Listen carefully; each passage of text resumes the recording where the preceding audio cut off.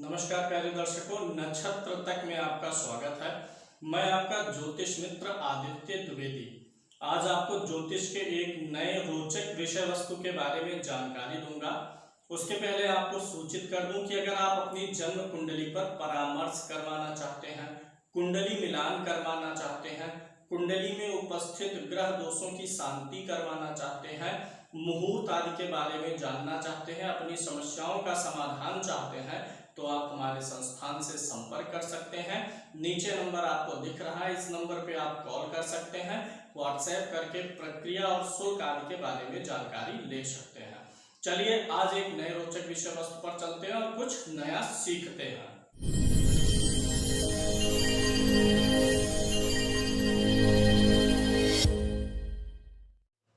Series हमारी चल रही थी विशेष रूप से छठे, आठवें और 12वें भाव का, कि छठे, आठवें और 12वें भाव के गुप्त रहस्यों के बारे में हम बात कर रहे थे। छठा और आठवां पूरा हो गया था, 12वां बचा हुआ था।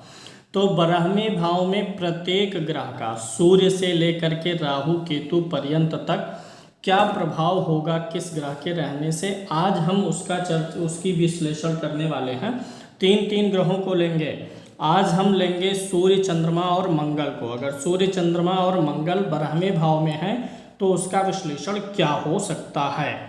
सूर्य 5 नंबर की गिनती का स्वामी है, यानी सिंह राशि का, चंद्रमा 4 नंबर कर्क राशि का, मंगल मेष और वृश्चिक का, बुध मिथुन और कन्या का, गुरु धनु और मीन का, शुक्र वृष और तुला का, मकर और कुंभ का शनि है। ये सब तो आपको याद हो गया है। 12वें भाव से हम किन चीज़ों को देख सकते हैं, यह खर्च का भाव होता है। लगन से 12वां है, शरीर के खात्मे का भाव है, शरीर को खत्म करने वाला यानी मृत्यु का भी भाव होता है, मारक में भी भूमिका निभा देता है। अगर देखिए पिछले जन्म को समझना है तो 12वें भाव से देखेंगे, लेकिन जन्म जन्मांतर का फल अगर देखना होता है तो वो 5म भाव से देखा जाता है। ये मोक्ष और मुक्ति का भाव कहते हैं। वास्तव में वह मोक्ष और मुक्ति जो है वह शरीर की मुक्ति का है, कि वर्तमान जीवन से मुक्ति का भाव 12वां है। 12वें भाव में एक एक ग्रह का विश्लेषण कर लेते हैं। अगर सूर्य महाराज 12वें भाव में है तो कैसा रिजल्ट देंगे और क्या उपाय किया जा सकता है उसको देख लेते हैं। देखिए, अगर किसी व्यक्ति के लग्न कुंडली में 12वें भाव में सूर्य होता है तो ऐसे व्यक्ति को मृत्यु से डर लगता है, मौत के नाम से ही डर लगता है। उसका कारण यह होता है कि अगर सूर्य किसी की कुंडली में 12वें भाव में है तो ऐसे व्यक्ति की पूर्व जन्म में मृत्यु युवा अवस्था में हुई रहती है। अगर वह सूर्य 5 से 6 डिग्री के बीच का ही हो तब तो बहुत ही कम आयु में मृत्यु, 20-22 साल की अवस्था में मृत्यु का संकेत मिलता है। डिग्री अधिक होगी तो 30, 32, 35 में, तो कम उम्र में ही पिछले जन्म में मृत्यु होने के कारण व्यक्ति इस जन्म में अधिक जीना चाहता है। इसीलिए सूर्य 12वें होने से मृत्यु का भय जातक को ज़्यादा सताता है। देखिए, ये जो हमारा शरीर है इसके अंदर हमारा एक अवचेतन मन है। जो हमारा अवचेतन मन होता है, जो आज्ञा चक्र होता है, वह जन्म जन्मांतर के कर्मों से जुड़ा होता है। अब जो हमारा एक्टिव माइंड है उसमें ये सारी चीज़ें नहीं आती कि पिछले जन्म में क्या था, कैसा था, लेकिन हर जन्म में किसी बहुत अच्छे कार्य या किसी बहुत बुरी घटना का छाप अंतर मन में रहता है। तो सूर्य के यहाँ रहने से मृत्यु कम उम्र में हुई रहती है, उसकी छाप बनी रहती है, इसलिए मृत्यु से डर लगता है और जातक लंबी उम्र पाना चाहता है जिसके सूर्य 12वें भाव में होता है। अगर सूर्य 12वें भाव में होता है तो ये भी जान सकते हैं कि पूर्व जन्म में वह जातक पुरुष के रूप में था, पुरुष के जन्म में था। एक और रोचक सूत्र बता दें, 12वें भाव में अगर कोई पुरुष ग्रह है, जैसे सूर्य, मंगल, गुरु, अगर कोई पुरुष ग्रह है तो पूर्व जन्म में जातक पुरुष था। अगर कोई स्त्री ग्रह है, चंद्र, शुक्र, तो जातक स्त्री जन्म में था पिछले जन्म में। अगर शनि और बुध है तो इसके लिए देखना पड़ेगा शनि बुध किसकी राशि में है, पुरुष ग्रह की राशि में है कि स्त्री ग्रह की राशि में है, पुरुष ग्रह के साथ है कि स्त्री ग्रह के साथ है, उस हिसाब से डिसाइड होगा कि स्त्री था कि पुरुष था। तो 12वें भाव के ग्रह के अनुसार आप एक यह भी चीज़ जान सकते हैं कि पिछले जन्म में आप क्या थे। अगर सूर्य यहाँ पर है तो आप पुरुष वर्ग के थे। इसके अलावा एक चीज़ और जान लीजिए, अगर इस घर में शनि या राहु की दृष्टि पड़ जाए, सूर्य इस भाव में है और शनि या राहु की दृष्टि पड़े, शनि की दृष्टि कब पड़ेगी? जब शनि यहाँ होगा या यहाँ होगा शनि, या शनि कुंडली में यहाँ होगा, तो शनि की दृष्टि यहाँ पर पड़ेगी। अगर सूर्य है और यहाँ पे शनि की दृष्टि आ गई। राहु की दृष्टि कब पड़ेगी? जब राहु यहाँ होगा या राहु यहाँ होगा या राहु यहाँ होगा कुंडली में, तो राहु की दृष्टि पड़ेगी। तो ऐसा सूर्य आपका अशुभ हो जाता है, मदद नहीं कर पाएगा आपका। अच्छा, अगर सूर्य यहाँ पे है, शनि राहु की दृष्टि नहीं है, तो ऐसा व्यक्ति अपने अवचेतन मन को पढ़ने में सक्षम होता है। अवचेतन मन से उसे आभास होता है कि पूर्व जन्म में क्या अच्छा किया था, क्या बुरा किया था, इस जन्म में क्या अच्छा बुरा किया जाए, ये चीज़ पता चल जाती है। इस घर में सूर्य के होने से इंसान दिखावटी खर्चे बहुत करता है, दिखावटी खर्चे करेगा। लेकिन अगर सूर्य उच्च का होगा और स्वाग्रही होगा, तो वह उच्च का कब होगा? जब सूर्य यहाँ 1 नंबर की गिनती पर हो। स्वाग्रही कब होगा? जब सूर्य 5 नंबर की गिनती पर हो। तो अगर सूर्य उच्च या स्वाग्रही है तो खर्चे परोपकार के कार्य के लिए, अच्छे कार्य के लिए, धार्मिक कार्यों के लिए करेगा। लेकिन अगर सूर्य उच्च स्वाग्रही नहीं है तो ऐसा व्यक्ति दिखावे के लिए खर्चा करेगा। अगर सूर्य यहाँ पर नीच का हो जाए 7 नंबर पर, तब तो बेवजह के उधार ले करके पैसा दिखावा करने के पीछे पड़ा रहेगा। तो सूर्य यहाँ पे बहुत अच्छा नहीं है अगर वह उच्च और स्वाग्रही नहीं है। अब यहाँ पे अगर तुला का सूर्य होगा, 7 नंबर की गिनती पर होगा, तो बेकार के कामों के लिए धन खर्च कर देगा व्यक्ति। अगर इस घर में सूर्य शुभ होगा, जैसे 1 और 5 में, तो दूसरों की मदद करेगा, दान पुण्य करेगा, धर्म कर्म में रुचि रखेगा। लेकिन अगर खराब है सूर्य तो बेकार के कार्यों में खर्चा कराएगा। एक चीज़ और होता है, अगर सूर्य यहाँ पे होता है तो ऐसा व्यक्ति दूसरों के मामलों में दखल देने वाला बहुत होता है, दूसरों की परेशानियां अपने सिर मोल ले लेता है। 2 लोग फंसे हुए हैं, उनको परेशानी से मुक्त करा देगा, स्वयं परेशानी में आ जाएगा, तो ये भी होता है। 12वें घर का सूर्य हो तो आंखों में तकलीफ भी देता है। ये 12वां भाव जो होता है ये होता है आकाश का भाव। 6ठा भाव पाताल है और 12वां भाव आकाश है।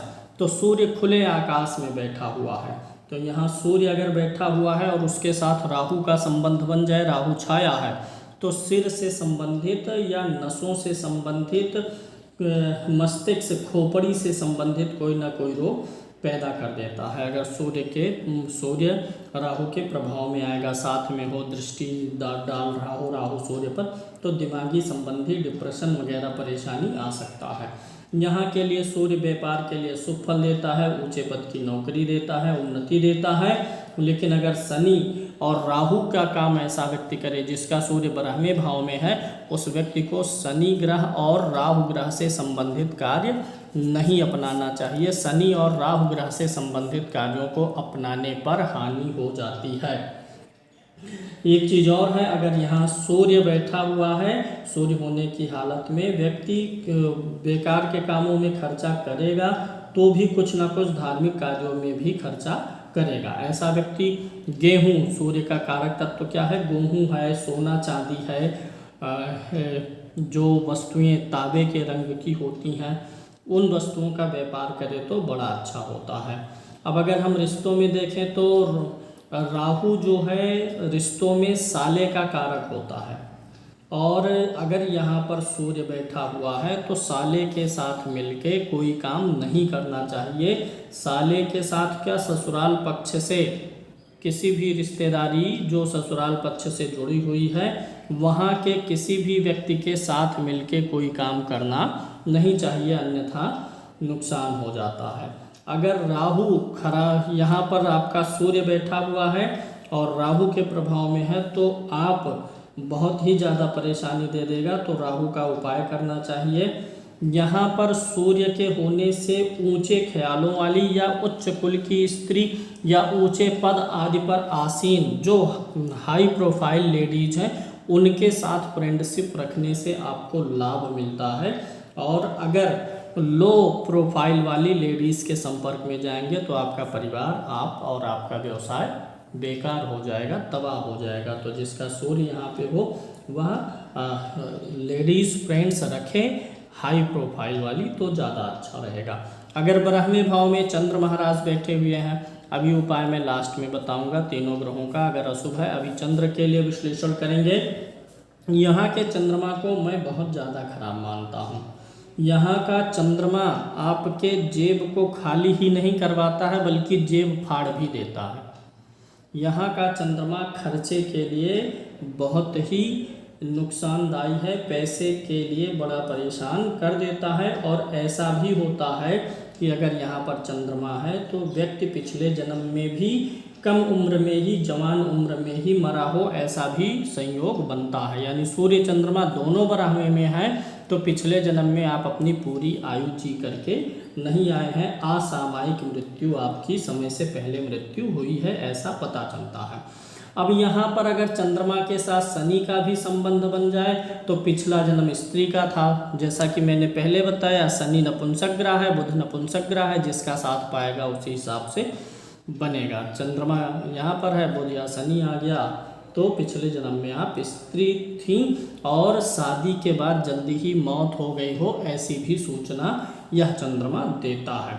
जिसका चंद्रमा ब्राह्मी भाव में होगा, एक चीज़ आभास करिए कि जब भी आपके जीवन में कोई खुशी आती है तो उसके कुछ समय बाद कुछ ना कुछ ऐसा कारण बनेगा कि उदासी यानी दुख भी आ जाए। 2 महीने, 4 महीने, 6 महीने बाद कुछ ना कुछ दुख का कारण भी बन जाएगा।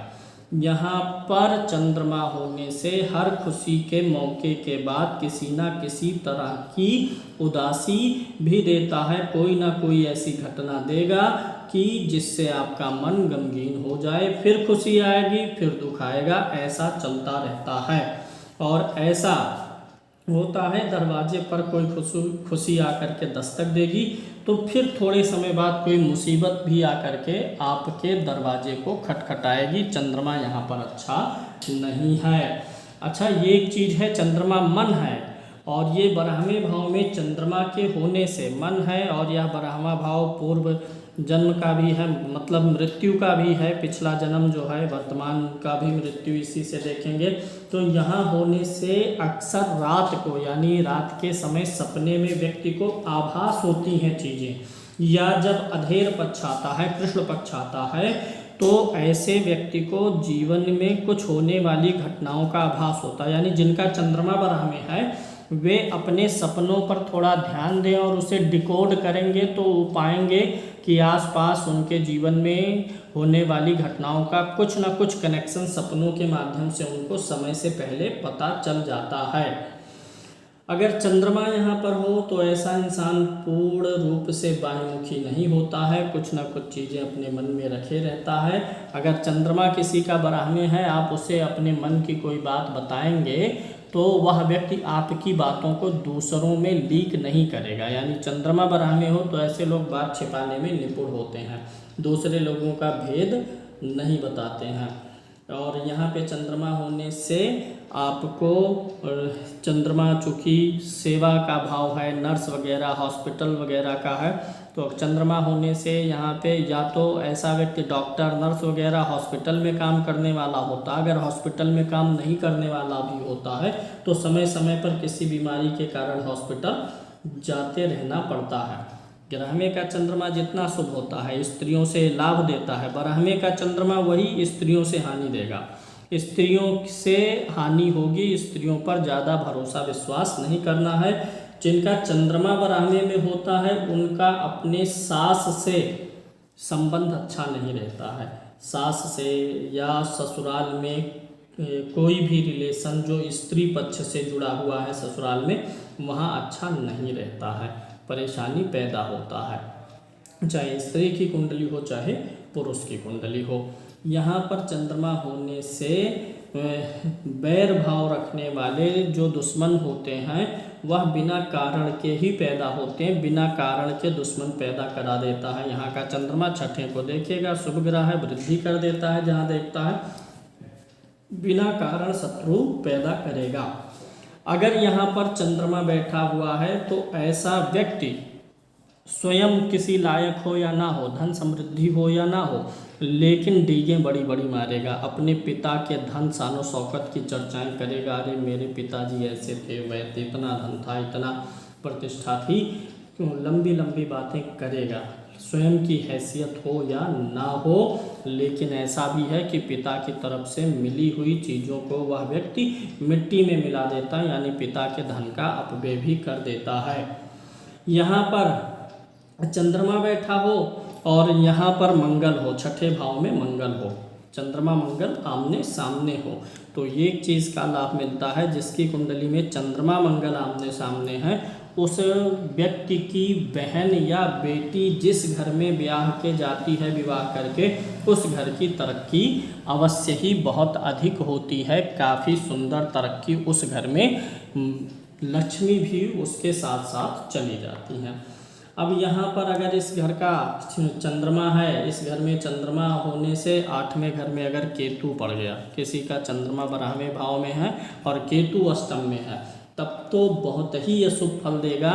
अगर चंद्रमा 12 में है, केतु अष्टम में है, तो ऐसे जातक के पुत्रों में से कोई एक पुत्र बड़ा ही नालायक निकलेगा, समाज में अपयश फैलाएगा, घर बार छोड़ देगा, या तो नालायक हो जाएगा, सामाजिक रूप से पथभ्रष्ट हो जाएगा, या फिर ऐसा पुत्र कहीं ना कहीं एक पुत्र आपका खो जाएगा, गुम हो जाएगा, घर छोड़ करके चला जाएगा। अगर यहाँ पे चंद्रमा है तो उपाय स्वरूप आपको बरसात का पानी घड़े में भर करके अपने छत पे रखना चाहिए, तो थोड़ा सा राहत मिल जाता है। अगर सूर्य अरिष्ट है 12वें भाव में, तो रविवार के दिन गुड़ का दान करना चाहिए। चंद्रमा अगर 12वें भाव में अरिष्ट है तो सोमवार को चावल का दान करना चाहिए, या इनके मंत्रों का जप करवाने से अच्छा लाभ मिलता है। इसी प्रकार अगर 12वें भाव में मंगल महाराज बैठे हुए हैं, तो इस घर में मंगल के बैठने से आपके जो छुपे हुए शत्रु हैं, जो पीछे से वार करने वाले शत्रु हैं, जो गुप्त रूप से हमला करते हैं, उनसे मंगल आपको बचाएगा, क्योंकि यहाँ से मंगल शत्रु भाव को देखेगा, तो चोरी छिपे कोई आपका नुकसान नहीं कर पाएगा। सामने आकर के आपसे बातचीत कर सकता है, चैलेंज, लेकिन अगर छिप करके नुकसान पहुँचाएगा तो नहीं कुछ भी कर पाएगा। यहाँ पर मंगल होने से कभी कभी अचानक चोट चपेट भी लग जाती है, कोई जरूरी नहीं है कि चोट चपेट लगे ही, लेकिन अक्सर मंगल के यहाँ पर होने से कभी कभी परेशानियाँ आती हैं, और मंगल के यहाँ से होने से व्यक्ति स्वयं की गलतियों से अपने लिए मुसीबत पैदा करता है। यहाँ का मंगल जो है एक तरीके से जान लीजिए एकलव्य है, एकलव्य ने स्वयं अपना अंगूठा काट के गुरु द्रोणाचार्य को दे दिया था, तो जिसका मंगल यहाँ पे है वह अपनी ही तरफ से गलती करके अपने सारी योग्यताओं का मिसयूज कर डालता है। तो ये जिसका मंगल यहाँ है, ऐसे व्यक्ति को बहुत सोच विचार के, परामर्श करके, गुरु से, भाई से, मित्र से तब निर्णय लेना चाहिए। खासकर मंगल की दशा अंतरदशा में तो बहुत ही ज़्यादा विचार करना चाहिए। अगर यहाँ पर मंगल है तो झूठे आक्षेप आरोप भी ऐसे व्यक्ति के ऊपर लगता है। अगर झूठे आक्षेप आरोप भी एक प्रकार के चोट ही हैं, तो मंगल झूठे आक्षेप आरोप का चोट भी दे देता है। लेकिन यह एक बात है, मंगल यहाँ पर हो तो जीवन की जिंदा रहने की हिम्मत कभी हारने नहीं देता। ऐसे व्यक्ति के अंदर कितनी भी मुसीबतें आ जाए, हिम्मत हारने वाला नहीं होता। चलो लड़ लेते हैं, एक हाथ टूट गया तो उसके अंदर ये नहीं रहेगा कि अरे हाथ टूट गया अब क्या करूँ, उसके अंदर ये भावना आएगी अभी एक हाथ तो बचा हुआ है। तो यहाँ का मंगल बड़ा हिम्मत दे देता है। इस घर में मंगल को और शुभ करने के लिए भाई जो हैं उनको कुछ उपहार देना चाहिए अपने भाइयों को, और पुत्रों के साथ संबंध अच्छे रखने से इस घर का मंगल अच्छा फल देता है। 12वें भाव का मंगल होने से किंचित व्यक्ति मांगलिक भी हो जाता है। मांगलिक होने के नाते वैवाहिक जीवन में समस्याएं भी आ सकती हैं। अगर यहाँ इस घर में मंगल के साथ शुक्र हो तो वैवाहिक जीवन में सुख नहीं आ पाता है। यहाँ पर मंगल के साथ शुक्र होने से ऐसे व्यक्ति का काम भाव बड़ा प्रबल हो जाता है, और ऐसा व्यक्ति जैसे किसी स्त्री के साथ जबरदस्ती वाले केस में उलझ भी सकता है। तो तो शुक्र मंगल बराहमें हो तो थोड़ा सा ध्यान रखने की ज़रूरत रहती है। शुक्र मंगल बराहमें होने पर अगर सूर्य शनि भी कहीं कुंडली में एक साथ हो, यहाँ पर मंगल है यहीं पर शुक्र हो, इसके साथ साथ सूर्य शनि कुंडली में कहीं भी एक साथ बैठे हों तो यह योग तलाक की संभावना को भी पैदा कर देता है। मंगल शुक्र बराहमें में तो वैवाहिक जीवन वैसे ही खराब, मांगलिक भी, और इधर उधर के स्त्रियों से संबंध संपर्क बनवाएगा, और शनि सूर्य एक साथ हो गए तब तो तलाक ही करवा देता है। इस घर का मंगल संकेत देता है कि व्यक्ति पिछले जन्म में पुरुष था, क्योंकि मंगल कौन सा ग्रह है? पुरुष ग्रह है। यह मंगल अगर स्त्री की कुंडली में हो बराहमें भाव में तो भाइयों के लिए अशुभ नहीं होता है, क्योंकि मंगल भाई का क्या है? कारक है। लेकिन अगर पुरुष की कुंडली में मंगल बराहमें भाव में है तो अशुभ होता है। तो ऐसे में भाइयों के साथ संबंध अच्छा रखना चाहिए उस पुरुष को जिसका मंगल यहाँ बराहमें भाव में बैठा हुआ है। बराहमें भाव में मंगल है तब भाइयों को जो है फल, दूध, दही, गुड़, शहद आदि दे करके उनका अपने घर पे स्वागत करना चाहिए। अब देखिए, मंगल का अशुभ प्रभाव इस हालत में और भी बुरा हो जाएगा। अगर मंगल बराहमें भाव में है उसका बहुत बुरा प्रभाव बनेगा अगर सूर्य शनि कहीं भी एक साथ कुंडली में बैठे हुए हों। ऐसे में आग से भी खतरा हो सकता है, बिजली से हो सकता है, लड़ाई झगड़े से दूर रहना चाहिए। अचानक से बेवजह के खर्च आपके सामने आएंगे जो आपकी बजट से बाहर हो। पराक्रम और ऊर्जा खूब देगा मंगल यहाँ का, शत्रुओं का भी नाश करेगा, लेकिन थोड़ा मान सम्मान के लिए, अपयश के लिए, झूठे आक्षेप आरोप के लिए यह मंगल शुभ नहीं है। वैवाहिक जीवन के लिए शुभ नहीं है, भाइयों के लिए शुभ नहीं है। मंगल उच्च होगा, स्वागृही होगा तो हवाई यात्रा और विदेश यात्रा भी करवाएगा। अगर यहाँ का मंगल आपको अशुभ प्रभाव दे तो मंगल के मंत्र का जाप करवाइए या मंगलवार को गुड़ का दान करना चाहिए। उम्मीद है कार्यक्रम आपको समझ में आ गया होगा। आज के लिए इतना, फिर अगले कार्यक्रम में अगले 3 ग्रहों को लेते हैं। सूर्य, चंद्रमा, मंगल हो गया, बुध, गुरु और शुक्र का बराहमें भाव में रिजल्ट अगले कार्यक्रम में शुरू करेंगे। आज के लिए इतना ही। जय श्री कृष्ण।